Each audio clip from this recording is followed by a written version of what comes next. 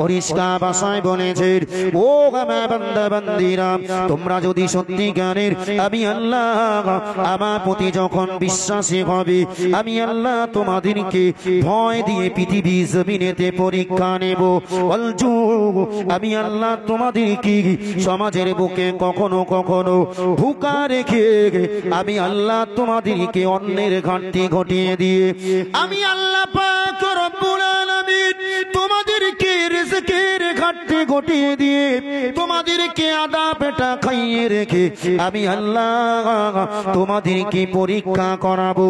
ও বান্দা মনে রাখো, আমি আল্লাহ পাক রব্বুল আলামিন তোমাদেরকে আরো বলে দিলাম, ওয়া নাকসিম মিনাল আমওয়াল, আমি আল্লাহ পাক রব্বুল আলামিন তোমাদের সমাজের বুকে এমন সময় চলে আসবে তোমাদের মাল সম্পদ গুলোর ঘাটতি ঘটিয়ে দেব। পৃথিবী জমিনে বড় বড় বিজনেস তুমি করো, লক্ষ লক্ষ টাকা তুমি ইনকাম করো, আমি আল্লাহ পাক রব্বুল আলামিন ওই তোমার কামাইয়ের ভিতরে এমন একটা মুসিবত খাড়া করে দেব, তোমার সেবাটার তোমার সে ব্যবসা ভিতরে এমন করে অর্থের ঘাটতি পড়ে যাবে।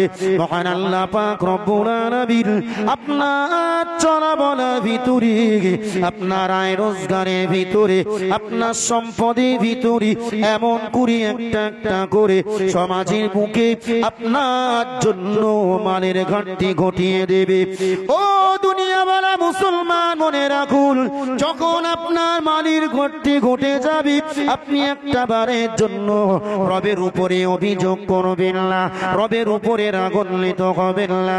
সমাজের বুকে আপনি সমাজের মানুষ দিকের কাছে নিজের দুর্বলতার কথাটাকে প্রকাশ করবেন না, বরং আল্লাহ পাক রব্বুল আলামিনের নবী দয়াল নবী মুহাম্মদুর রাসূলুল্লাহ জানিয়েছেন, যখন তুমি কোনো মুসিবতে পড়বে, এই জাতীয় কোনো বালা মুসিবতে পড়বে, তোমার যুগেতে যদি তোমার জিন্দেগিতে যদি কখনো অন্তরের ভিতরে ভয় উপলব্ধি হয়ে যায়, তোমার ভিতরে যদি এমন করে কোনো প্রকার ঘাটতি যখন চলে আসবে, তোমার যদি মালের ঘাটতি চলে আসে, আমি রাসূলুল্লাহ তোমাদেরকে জানিয়ে দিলাম, ওই সময় থেকে ওই বালা মুসিবতকে রুখে দেওয়ার জন্য আরো বেশি তোমাদের অর্থগুলোরে দিয়ে গরিব মেতিম অসহায় দুস্থ মানুষগুলোরে দিয়ে দাও।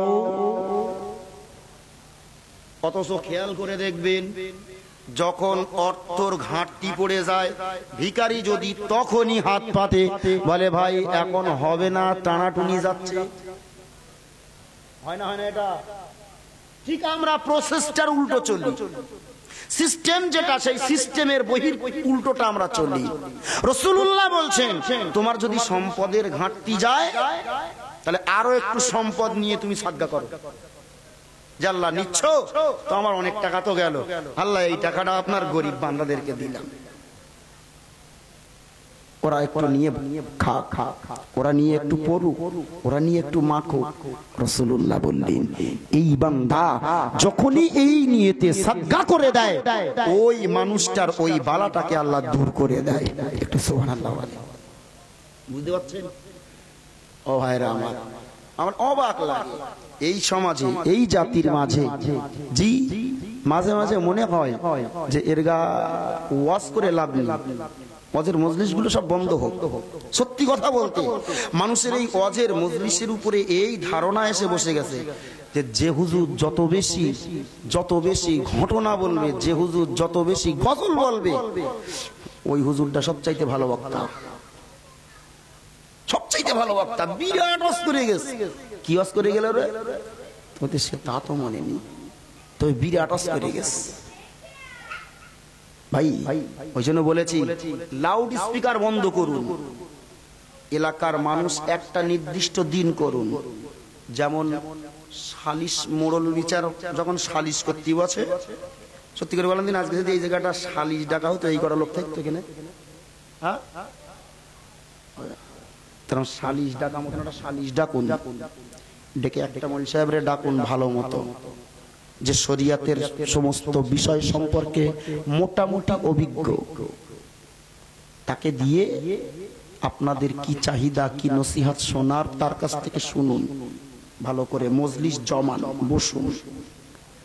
জি, যখনই আপনি মজলিসটাকে করে নিজে কিছু কথা শুনে উপলব্ধি করে নিজের জীবন পাল্টাতে পারবেন, তখনই হবে উপকার। নইলে এই যা ওয়াজ করছি, নসিহত দিচ্ছে, সব বেকার। আল্লাহ এই ঘাটে পড়বেন, আর একটা একটা ঘাট যখন পেরিয়ে যাবেন তখন আর মনে থাকবে না কুসিনের কথা। করোনা চলে গেল, মুসল্লিও চলে গেল, তাহলে খৌফ, আল্লাহ খৌফ দিয়ে, ভয় দিয়ে আপনার পথে ফেরাবে। আপনি ফিরেছিলেন পথে, ভয় কেটে গেল, আপনিও মসজিদ থেকে কেটে গেলেন। আল্লাহ আপনার ক্ষুধার্ত রেখে অনেক সময় পরীক্ষা নেয়, ক্ষুধা কেটে যায়, আল্লাহর কথা ভুলে যায়। আল্লাহ মান সম্পদ অর্থের ঘাটতি ঘটিয়ে দেয়, ব্যবসাতে লস হয়। ভাটা সুন্দর চলছে, ভাটার ব্যবসা সুন্দর চলছে, এক চক্কর ভুলে গেল, জি বহু মাল বেরিয়ে গেল, ভালো রেটও পাওয়া গেল, পরের চক্কর যেতে না যেতে ভাষণ নিয়ে টোটাল সব এক ভাষণে শেষ। এরকম ঘটে। ভাটার কাজ চলেছে, এক চক্কর চলেছে সুন্দরভাবে, কাঁচা মাল স্টকে লাট, নদীর পাড় ভেঙে পানি ঢুকে সব শেষ। ভাটার মানে ডাম্পারের ভিতরে যে মাল সেগুলো শেষ, স্টকে যে মাল সব শেষ। হয় না, হয় না, এই মুসিবত আসি। ওরাই তো ওই ডকটাকে বাঁধে, ওরা কি বাধা বলে, ডক বাধা বলে। এই ভাটা কর্তৃপক্ষ ওরাই তো এই নিয়েতে বাঁধে যেন এই সারা সিজনের ভিতরে এই বাঁধটা যেন আর না ভাঙে। আচ্ছা, ওরা কি এই চিন্তা ভাবনায় বাঁধে যে যেন ভেঙে যায়, আমার যেন ক্ষতি হয়, এই কেউ বাঁধে? তারপরেও ভাঙে। ভাঙে কি ওটা? আল্লাহ। সম্মানিত হাজিরিন, মনে রাখুন, মহান আল্লাহ এমন করে বান্দা দেখি, ও দুনিয়ার মানুষ মনে রাখুন, বান্দাদেরকে একে একে এমন করে পরীক্ষা নেন, যে বান্দারে আল্লাহ পছন্দ করেন, যে বান্দারে আল্লাহ বেশি ভালোবাসেন, ওই বান্দাটা যখন গুনার পাল্লা বেড়ে যায়, ওই বান্দারে একটা একটা পদে পদে আমার আল্লাহ ওই মানুষটার জন্য পরীক্ষা নিরীক্ষা নিয়ে থাকে। তার ভিতরে এক নম্বরের পরীক্ষা আমি জানিয়েছি, মহান আল্লাহ কোরআনের কারীমের ভিতরে জানিয়েছেন, আল্লাহ যখন পরীক্ষা নেওয়ার ইচ্ছা করেন, মহান আল্লাহ মানুষদেরকে দিয়ে ভয়, মানুষের ভিতরে ভয় ঢুকিয়ে পরীক্ষা নেয়। দ্বিতীয় নম্বরে বলেছি, আল্লাহ যখন বান্দারে পরীক্ষা নেয় বলে মনে করে, মহান আল্লাহ পাক রব্বুল আলামিন ওই বান্দার ক্ষুধার্ত আল্লাহ বানিয়ে দেয়। মহান আল্লাহ যে বান্দারে পরীক্ষা করার ইচ্ছা করেন, ওই বান্দার জন্য মহান আল্লাহ তার সম্পদের ঘাটতিটারে ঘটিয়ে দেয়। ও দুনিয়াওয়ালা মুসলমান, একটা বারের জন্য মনে রাখুন, আল্লাহ নবী আল্লাহ পাক রব্বুল আলামিন কোরআনুল কারীমের ভিতরে আবারও তিনি বললেন, ও বান্দারা, শুধু এতটুকু নয়, আমি আল্লাহ যদি মনে করি, আমি আল্লাহ যদি মনে করি তোমারে পরীক্ষা করব, তোমারে পরীক্ষা নেব, আমি আল্লাহ বলে দিলাম, ওয়া নাকসিম মিনাল আমওয়ালি ওয়াল আনফুসি, আমি আল্লাহ তোমার সম্পদ নিয়ে ক্ষান্ত হব না। আমি আল্লাহ যদি মনে করি তোমারে আরো বেশি পরীক্ষা নেওয়ার প্রয়োজন, আমি আল্লাহ তোমার জিন্দেগির প্রিয়তম বস্তু তোমার সন্তানকেও তোমার কোল থেকে কেড়ে নেব। বাপের কোলে সন্তান মরে না, মরে না? মার কোলে সন্তান মরে না, মরে না? ও দুনিয়াওয়ালা মুসলমান, একটা বারের জন্য মনে রাখুন, মহান আল্লাহ বললেন, বান্দারে, আমি যখন তোমারে ভালোবাসবো, আমি যখন তোমার প্রতি রহম করব, আমি আল্লাহ ওই সময় মহব্বত করি, আমি আল্লাহ ওই সময়তে ভালোবেসে, আমি আল্লাহ তোমার সন্তানকে কেড়ে নিয়ে তোমার জানের মতো প্রাণের চাইতে প্রিয় সন্তানকে কেড়ে নিয়ে আমি আল্লাহ তোমার পরীক্ষা করে দেখব তুমি তোমার পরীক্ষাতে ঠিক আছো কিনা। আল্লাহ সন্তানকে কেড়ে নেন মাঝে মাঝে বাপের কোল থেকে, এতে কেউ হায় হতাশ করবেন না। যদি এটা নেয় একটা বার পড়ুন আলহামদুলিল্লাহ, কান্না আসবে, দুঃখ বার হবে, চোখের পানি বার হবে, তারপরেও আলহামদুলিল্লাহ, আল্লাহ দিয়েছিল, আল্লাহর জিনিস আল্লাহ নিয়েছে। একটা মানুষ এই ধৈর্য, এই সবর যদি করতে পারে, আর ওই যে বাচ্চাটা জন্মগ্রহণ করেছে, ওই বাচ্চাটাকে যদি পিতা এবং মাতা হালাল রিজিক খেয়ে হালাল পদ্ধতিতে জন্মগ্রহণ করায়, ওই যে বাচ্চাটা জন্মগ্রহণ করেছে, ওই বাচ্চাটা যেটা মারা গিয়ে ওই আল্লাহ যাকে দিয়ে পরীক্ষা নিয়েছেন, ওই বাচ্চাটাই ওই পিতা আর মাতার জন্য নাজাতের ওসিলা হয়ে যাবে। একটু সুবহানাল্লাহ বলে। যদি একটাবার আপনি শুধু শুকরিয়া আদায় করেন আল্লাহ, যে আল্লাহর জিনিস তো আল্লাহ দিয়েছে। হ্যাঁ, মা নারী ছিঁড়ে জন্ম দিয়েছে, বাপ অনেক কষ্ট করে ওই সন্তানকে জন্ম দিয়েছে, কষ্ট হবে, দুঃখ হবে, বেদনা হবে। তার মানে কি এই যে আমি বুক দাবড়াবো আর বলবো আল্লাহ আমার বাড়ি একটা, ওর বাড়ি 6টা, আল্লাহ তুমি ওর 6টাতে একটা দেখতে পেলে না, আমার একটা দেখতে পেলে? এরা হয় না, হয় না? হ্যাঁ, এটাই আপনার জন্য পরীক্ষা ছিল, আপনি পরীক্ষায় ফেল করলেন। আপনার জন্য যে পরীক্ষাটা নেওয়া হলো সে পরীক্ষাতে আপনি ফেল। আর পরীক্ষাতে যদি ফেল করে কোথায়? সেই গোড়ায় বলেছিলাম জায়গায়। একটু বুঝুন, আপনি সম্পদ কামান, অর্থ করেন, বাড়ি গাড়ি করেন, ইসলাম বারণ করেনি, বরং ইসলামে এটা বিধান আছে যে তোমার অর্থ কামাই করতে হবে। অর্থ যদি আমি না কামাই করি হজ করতে যাব কি করে? শরীয়তের একটা বিধান তো হজ করা, শরীয়তের আরো একটা বিধান তো হলো যাকাত দেওয়া। যাকাত দেবে কে? টাকা যার আছে সেই। আমার যদি টাকা না থাকতো আমি যাকাত দেবো কোত্থেকে? শরীয়তের বিধানে ওটা কোত্থেকে এলো? শরীয়ত নিষেধ করিনি আপনারে যে আপনি টাকা ইনকাম করেন না, বরং টাকা আপনি ইনকাম করেন যে পদ্ধতিতে, এই পদ্ধতিটার পরিবর্তন আনতে হবে। কি পদ্ধতি? না আমি হারামি পথে কোনো অর্থ কামাই করব না, হালালি পথে। এখন আমি সারাদিনে নামাজ কালাম পড়লাম না, একদম ভ্যান চালিয়ে দেহের রক্ত পানি করে টাকায় করলাম, টাকাটা হালাল না হারাম? বলেন হারাম। একদম দেহের রক্ত পানি কামাই খাওয়ানো রক্ত, সারাদিন মাঠে মজদুরি কাজ করেছি, দিনের শেষে 300 টাকার জনের দাম পেয়েছি, হালাল? হালাল অর্থ, হালাল অর্থ। কিন্তু মনে রাখতে হবে হালাল অর্থ কখনো কখনো হারাম হয়, হালাল অর্থ কখনো কখনো হারাম হয়, হালাল ব্যবসা কখনো কখনো হারাম হয়। মুসলমান জানা আছে আপনার? না, হালাল ব্যবসাও অনেক সময় আছে হারাম। যেমন জুমার দিনে আপনি মনে করুন এটা কি মোবাইল, একটা মোবাইল দোকানদারের কাছে আমি গেলাম, এর দাম 10,000 টাকা, 10,000 টাকা দিলাম, মোবাইল আলা আমারে মোবাইল দিল, নিয়ে চলে আসলাম। এটাও একটা হালাল জিনিস, টাকাটাও একটা হালাল জিনিস, দুটো জিনিসই হালাল। আমি টাকা দিলাম চাল কিনলাম, টাকা দিলাম ডাল কিনলাম, সব জায়েজ জিনিস তো। টাকাটা এটা জায়েজ ব্যবসাটা, কিন্তু ওই ব্যবসাটার ভিতর চলতে চলতে যদি জুমার দিনে আজান দিয়ে দেয়, আর এই জুমার আজানের পরে যদি আপনি মাল ক্রয় বিক্রয় করেন, টাকাও হালাল, মালও হালাল। বুঝতে পারছেন তো? লেনদেন যেটা করবেন সেটা, কেউ বলেছেন মাকরুহ তাহরিমি, কেউ বলেছেন হারাম। মাকরুহ তাহরিমি হারামের ধারে কাছে। বুঝতে পারছেন আমার কথা?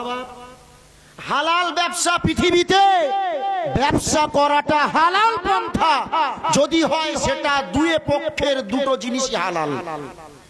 ব্যবসা করা হালাল তাই বলে মদের ব্যবসা হালাল, ব্যবসা করা হালাল তাই বলে শুকরের ব্যবসা ব্যবসা করা হালাল, তাই বলে জি আমার বাড়ির ভিতরে কোনো একটা মেয়ে ভাড়াটিয়া এনে কোনো কুকাজ করবে, তার জন্য জায়গা ভাড়া দেবো, ভাড়া সেটা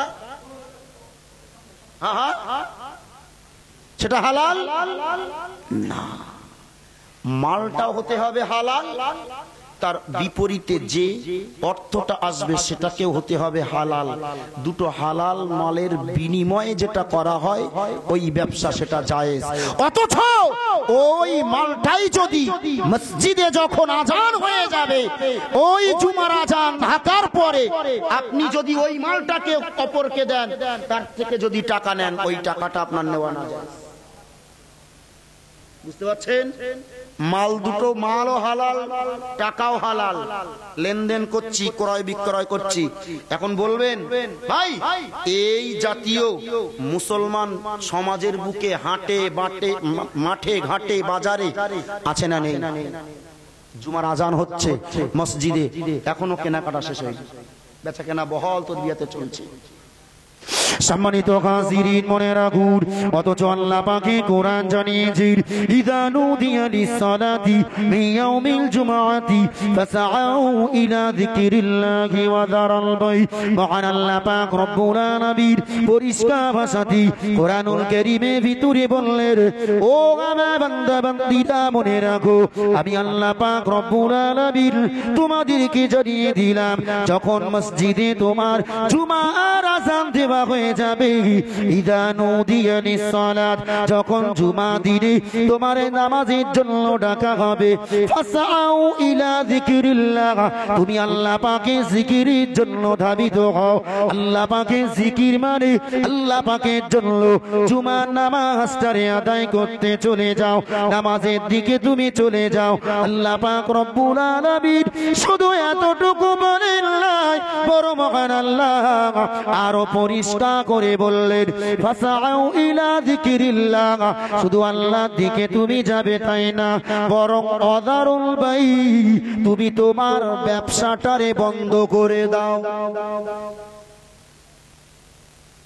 কোরআনের বিধান, তোমার ব্যবসাকে বন্ধ করো। অথচ মুসলমানের বেটাগুলোরে দেখি ওই জুমার দিনেই যত কাজ।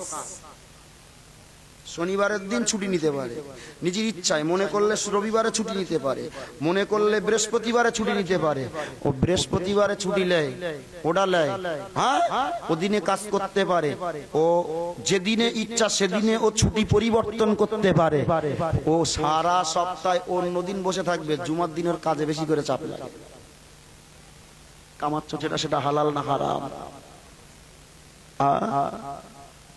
ওই মাল কামিয়ে সন্তানের জন্য রাখবে তুমি, ভোগ করবে সন্তান, আর জাহান্নামে পড়বে তুমি। আর তোমার মতো মানুষটা সমাজে বলবা যে নিজের ভালো পাগলে বোঝে। ও বাপ, এ কি জাতের পাগল একবার বুঝতে পারছেন? হ্যাঁ, লোকে বলে যে নিজের ভালো পাগলে বোঝে, ওই লোকটাই বলে সমাজে। উদাহরণে আমি কত বড় সেন্সলেস, আমি কত বড় পাগল যে আমি অপরের চিন্তা চেতনাতে ও দুটো বেশি টাকা পাবে, দুটো মাল সম্পদ বেশি জমবে, সেই চিন্তাতে নামাজগুলো ত্যাগ করে আমি এই অর্থ কামাই করছি। এই যে সাটুনি কবরে গিয়ে খেতে হবে, এ সাটুনির ভাগ কে নেবে? কেউ নেবে? ছেলে নেবে না। সম্মানিত হাজিরিন, মনে রাখুন, আল্লাহ পাক রব্বুল আলামিন এই জন্য তো কোরআনুল কারীমের ভিতরে পরিষ্কার ভাষাতে জানিয়েছেন, ও বান্দা মনে রাখো, আমি আল্লাহ পাক রব্বুল আলামিন তোমারে আবার সতর্ক করে বলি, পৃথিবী জমিনেতে তুমি যদি কোনো ভালো কাজ করো, আনা আমিলা সালিহান ফালিনাফসিহি, বান্দা পৃথিবীতে যদি তুমি কোনো প্রকার নেক আমল করো, ওই নেক আমলের বদলা আমি আল্লাহ তোমাকে দিয়ে দেব। একটু জোরে জোরে বলুন সুবহানাল্লাহ। অপরদিকে মহান আল্লাহ আবার ডেকে বললেন, ও আমার বান্দা বান্দি মনে রাখো আমি আল্লাহ পাক তোমারে জানিয়ে দিলাম ওয়ামান আসা ফাআলাইহা বান্দা পৃথিবী জমিনে তুমি যদি কোনো অন্যায় করো তুমি যদি পৃথিবী জমিনে কোনো পাপ করে ফেলো তুমি যদি চলতে গিয়ে আমি আল্লাহ তোমারে জানিয়ে দিলাম ওই গুনাহ কাজটা কিন্তু তোমার উপরে বর্তাবে তুমি ছেলের জন্য গুনাহ করতে পারো মেয়ের জন্য গুনাহ করতে পারো তোমার বিবির জন্য সমাজের বুকে তুমি গুনাহে জড়িয়ে যেতে পারো আমি আল্লাহ পাক রব্বুল আলামিন বলি না বান্দা না পৃথিবী জমিনে তুমি যদি অন্যের জন্য গুনাহ করো ওই অন্যের সুখের জন্য যদি গুনাহ করো ওই গুনার ভাগ অন্যের ঘাড়ে যাবে না বরং ওই অন্যের জন্য যে গুনাহটা আপনি করলেন ফাআলাইহা সেটি তোমার নিজের উপরেই বর্তাবে অপরের জন্য আপনি গুনাহ করছেন অপরের আশায় যে আমার বিবি সুখে থাকবে আমার বিবি এই কাজটা করেছে আমার বিবি আমার ছেলেটা একটা অন্যায় করে ফেলেছে ঠিক আছে লোক সমাজ যদি ধরে ফেলি লোক যদি ধরে ফেলে মান সম্মানের একটা ইজ্জতের ব্যাপার ঠিক আছে আমি বাপ একটা মিথ্যে কথা বলে দেই ছেলেরে বাঁচিয়ে নিয়ে আসি হয় না আমি বাপ যেই মিথ্যা কথা বলবো আমার সন্তানকে বাঁচাতে গিয়ে তো আমি মিথ্যে কথা বললাম তাহলে আমার সন্তান এই গুনাহটা আমার সন্তানের যাবে না আমার এই সন্তানের জন্য যে আমি বাপ মিথ্যা কথা বললাম এই পূর্ণ মিথ্যা কথার গুনাহটা আমার ঘরে থাকবে আমার সন্তানের এই গুনাহ সম্পূর্ণ হারে আমার ঘরে নিয়ে আমারে জাহান্নামে যেতে হবে এই আমরা চালাক এই আমরা ধূর্ত এই আমরা সমাজের বুকে নিজেদেরকে চালাক চতুর বলে পরিচয় দেই একটাবার ভাবুন ছোট্ট ভাষাতে আমি এখানে প্রত্যেক বছরই আপনাদের কাছে আসি শেষ পর্যন্ত একটা কথাই শেষের দিকে যাই যখন বলি অন্ততপক্ষে একটা দিক ফেরান কোনো একটা দিক বছরে যদি একটা করে দিক পরিবর্তন করেন ইমাম সাহেব একটা বলে গেছেন ওনার থেকে যদি একটা আমল নেন আমি এই আপনি 1 ঘন্টা মতো যা বকলাম 1 ঘন্টা মতো এর থেকে যদি একটা নেন পরবর্তী বক্তা যিনি আসছেন ওনার থেকে যদি একটা আমল নেন এর পরে যিনি আসবেন তানার থেকে যদি একটা নেন এই 4 জনের কাছ থেকে 4টে আমল যদি বছরে করতে পারি বছরে যদি নিজেরা মানতে পারি তবে এই সভা দেন নচেত সভা বন্ধ করে দেন কি লাভ শুধু দোকানদার আসবে দোকানদার টাকা কামাইনে বাড়ি যাবে ডেকোরেশন আসবে ডেকোরেশন করবে ডেকোরেটররা খানিকটা টাকা নিয়ে যাবে আর হুজুর আসবে হুজুর খানিকটা পকেট ভর্তি করলে টাকালে চলে যাবে আমার কপালে শেষের বেলা কি পাড়া কুড়ুনে চালির খিচুড়ি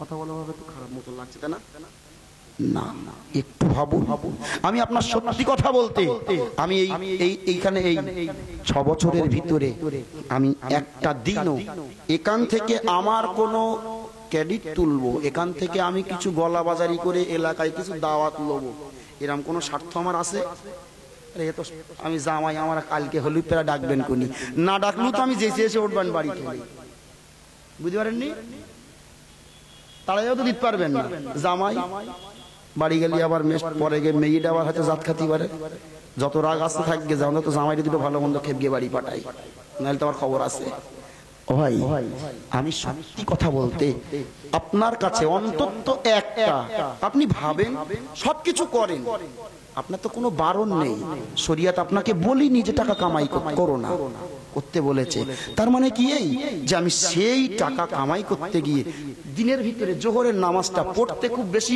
15 মিনিট সময় তা আমি সারা দিনের ভিতরে আমার নিজের জন্য যদি 15টা মিনিট সময় না দিতে পারি আমার পৃথিবীতে থাকার কি মানে আছে বুঝতে পারেননি সারাটা দিন সন্তানের সুখের জন্য বিবির সুখের জন্য কাজ করে লোকের কাছে মেন্দারি কাজ করে লোকের কাছে গালিগালাজ শুনে লোকের কাছে কত ভাষা খারাপ শুনে টাকা ইনকাম করছি তাদের সুখের জন্য আমার সুখের জন্য ওই সময়ের ভিতর থেকে 15টা মিনিট বার করতে পারবো না তাহলে আমি চালাক না বোকা একটু একটু বুঝুন, একটু নিজের ব্রেনটাকে নিয়ে একটু আপনি ভাবুন, আপনার নিজের ভাবনাতেই আপনার যথেষ্ট। আল্লাহ অন্তত পক্ষে আজ এই মজলিস থেকে আমাদেরকে এতটুকু একটু চেতনা ফেরাক, আল্লাহ আমাদেরকে অন্তত পক্ষে একটু তার দ্বীন এবং ইসলামের প্রতি আল্লাহ আমাদের একটু মুখটাকে রুজু করিয়ে নেন। আল্লাহ আমাদের সকলকে তার দ্বীনের জন্য কবুল করেন, সবাই বলি আমিন। আখিরি দাওয়ানা আলহামদুলিল্লাহি রাব্বিল আলামিন।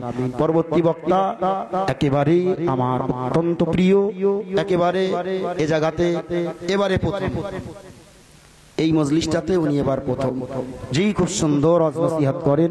বন্ধুবর ভাই এসেছেন, আমাদের মজলিসের সুনামধন্য সঞ্চালক সভাপতি সাহেব তিনি আছেন, তার নাম ঘোষণা দিচ্ছেন। মহব্বতে উচ্চ রবে দরুদ শরীফ আল্লাহুম্মা